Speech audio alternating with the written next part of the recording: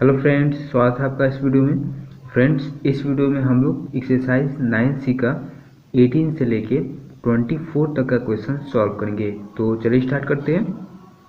देखिए 18 में है, after 32 years Rahim will be 5 times age old as he was 8 years ago. इसमें ये बोला हुआ है कि रहीम 32 साल बाद क्या हो जाएगा, 5 गुना हो जाएगा। किसका 5 गुना हो जाएगा? 8 साल पहले रहीम का जो उम्र था उसका 5 गुना हो जाएगा 32 साल बाद। ठीक है। How old is Rahim today, तो उसका अभी का एज कितना है ये आपसे पूछ रहा है। ठीक है, तो चलिए इसको सॉल्व करते हैं। तो देखिए, let Rahim present age be x years. Rahim का अभी का उम्र एक्स ईयर मान लिए, पता नहीं कितना साल का है तो एक्स ईयर मान लिए। ठीक है, फिर 32 साल बाद रहीम का उम्र कितना हो जाएगा? 32 साल बाद 32 बढ़ जाएगा तो x प्लस 32 ईयर्स हो गया। ठीक है, 32 जोड़ दिए। अब देखिए 8 ईयर्स एगो रहीम एज, 8 साल पहले रहीम का एज कितना होगा? अभी 1 साल है तो 8 साल पहले 8 कम होगा तो x माइनस कर दिए। तो 8 साल पहले रहीम का उम्र इतना था, 32 साल बाद रहीम का उम्र इतना होगा और अभी इतना है। ठीक है, अब क्वेश्चन में ये बोला हुआ है कि 8 साल पहले जो उम्र था उसका 5 गुना है ये। 32 साल बाद जो उम्र है 8 साल पहले वाले उम्र का 5 गुना है। ठीक है, तो यहाँ लिख दिए x minus 8 equal to x plus 32। इधर 5 से मल्टीप्लाई क्यों किए हैं? देखिए 5 से मल्टीप्लाई इसलिए किए हैं क्योंकि यहाँ इक्वेशन को इक्वल करना है। यहाँ इक्वल का साइन दिए हुए हैं तो दोनों को इक्वल करने के लिए यहाँ 5 से मल्टीप्लाई कर दिए हैं। क्योंकि ये जो है इसका 5 गुना है तो इधर भी 5 से मल्टीप्लाई करेंगे तब तो ये दोनों इक्वल हो पाएगा। अगर 5 से मल्टीप्लाई नहीं करेंगे तो दोनों इक्वल नहीं हो पाएगा क्योंकि इसका 5 गुना है ये, तो ये तो कम हो गया ना। तो इधर भी 5 से मल्टीप्लाई कर देंगे तो दोनों इक्वल हो जाएगा, इसलिए यहाँ 5 से मल्टीप्लाई कर दिए। तो अब देखिए स्मॉल ब्रैकेट हटाने के लिए 5 से दोनों में मल्टीप्लाई करेंगे तो 5 से x में किए तो 5x माइनस फिर 5 से 8 में किए तो 14 इक्वल टू एक्स प्लस 32। फिर x इधर आ गया तो माइनस में आ जाएगा, फिर 40 को उस साइड भेजेंगे तो प्लस में हो जाएगा। फिर 5x में से x गया तो 4x, इन दोनों को ऐड कर दिए तो 72। फिर x का वैल्यू निकाले तो 72/4, 4 से 72 कट गया 18 बार में, तो x आ गया 18। और x क्या माने थे? रहीम का परसेंटेज, तो रहीम परसेंटेज कितना आ गया? 18 ईयर्स। ठीक है, फिर 19 देखिए, अ बैग कंटेन्स 25 पैसा एंड 50 पैसा कॉइन्स। एक बैग में 25 पैसा का कॉइन है और 50 पैसा का कॉइन है। Whose total value is 30 rupees. अगर सभी कॉइन को जोड़े तो टोटल कितना रुपया होता है? 30 रुपया होता है। इफ़ द नंबर ऑफ 25 पैसा coin is 4 times that of 50 पैसा कॉइन। अब इसमें ये बोला हुआ है कि अगर 25 पैसा का जो कॉइन है वो 50 पैसे के कॉइन से 4 गुना है, मतलब कि 50 पैसा का कॉइन जितना है उसका 4 गुना जितना होगा उतना 25 पैसा का कॉइन है उस बैग में। Find the number of each type of coins. तो इसमें आपको ये पूछा हुआ है कि 50 पैसे का कॉइन टोटल कितना है और 25 पैसे का कॉइन टोटल कितना है, ये आप बताइए। ठीक है, तो चलिए बनाते हैं। तो देखिए लेट 50 पैसा कॉइन भी x। ठीक है, 50 पैसे का कॉइन कितना है? x है, मान लिए कि x है, पता तो है नहीं कि कितना है तो x मान लिए। क्वेश्चन में ये बोला हुआ है कि जितना 50 पैसे का कॉइन है उसका 4 गुना 25 पैसा का कॉइन है। तो 50 पैसा का कॉइन x है तो 25 पैसा का कॉइन 4x हो जाएगा क्योंकि इसका 4 गुना है। ठीक है, अब देखिए दोनों को मिला के 25 पैसा और 50 पैसा टोटल कितना हो जाएगा? 30 रुपया हो जाएगा। और देखिए 25 पैसा का कॉइन है कितना है? 4x है। तो अगर मान के चलिए कि 25 पैसा टोटल इतना है तो कितना रुपया होगा, अगर ये निकालना होगा तो 25 से इसमें मल्टीप्लाई करेंगे। 25 से मल्टीप्लाई क्यों किए ऐसे समझते हैं। मान के चलिए कि 50 पैसा का कॉइन है, ठीक है, और 2 कॉइन है, तो 50 पैसा का 2 कॉइन है तो कितना रुपया हुआ टोटल? 50 में 2 से मल्टीप्लाई करेंगे तो कितना आ गया? 100। तो 100 पैसा मतलब कि कितना रुपया? 1 रुपया। तो 2 से मल्टीप्लाई किए 50 पैसा में, तब निकल के आ गया कि टोटल कितना रुपया है। उसी तरह यहाँ पर 25 पैसा का जो टोटल कॉइन है वो 4x है, ठीक है। तो 4x तो ये कॉइन हो गया, रुपया कितना है ये निकालना है, तो 25 से मल्टीप्लाई कर दिए। जैसे यहाँ पर 50 पैसा का कॉइन टोटल 2 है, लेकिन रुपया कितना हुआ, तो 2 से मल्टीप्लाई कर दिए तो निकल के आ गया कि 1 रुपया है। उसी तरह यहाँ पर 25 से 4x से मल्टीप्लाई कर देंगे तो टोटल कितना रुपया है वो निकल के आ जाएगा। फिर 50 पैसा का कॉइन x है, तो 50 को 1 से मल्टीप्लाई कर देंगे तो टोटल कितना रुपया है वो निकल के आ जाएगा।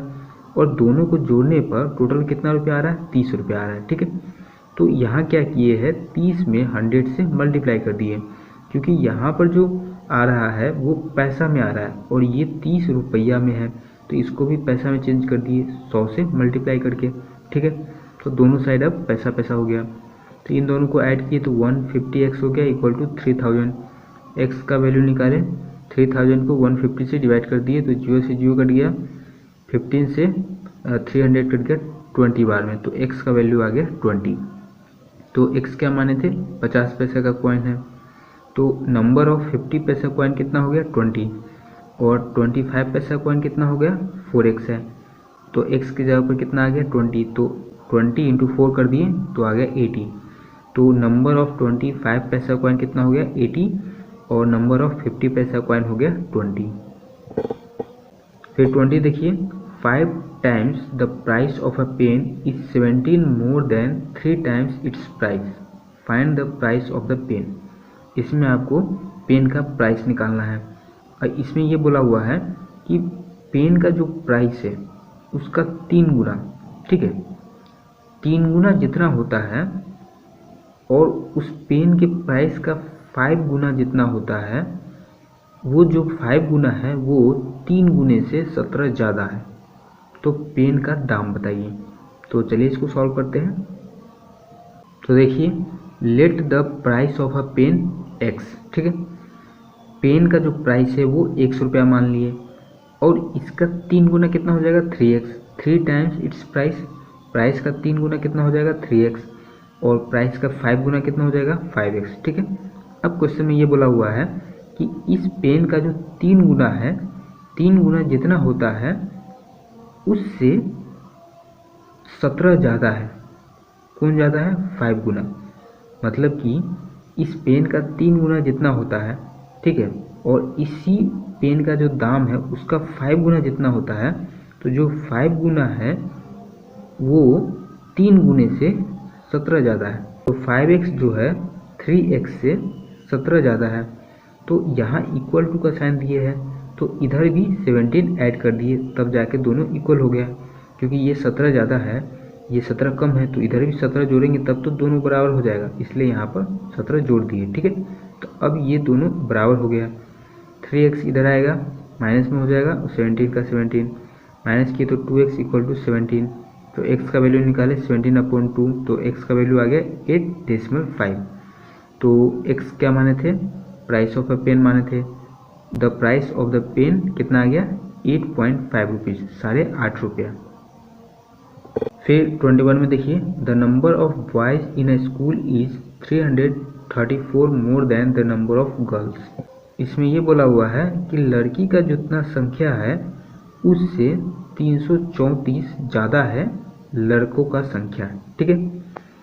If the total strength of the school is 572, अगर पूरे स्कूल का जो स्ट्रेंथ है, मतलब कि संख्या है, गर्ल्स और बॉयज़ को मिला के टोटल 572 है, find the number of girls in the school, तो उस स्कूल में लड़की कितना है ये आपसे पूछ रहा है, ठीक है।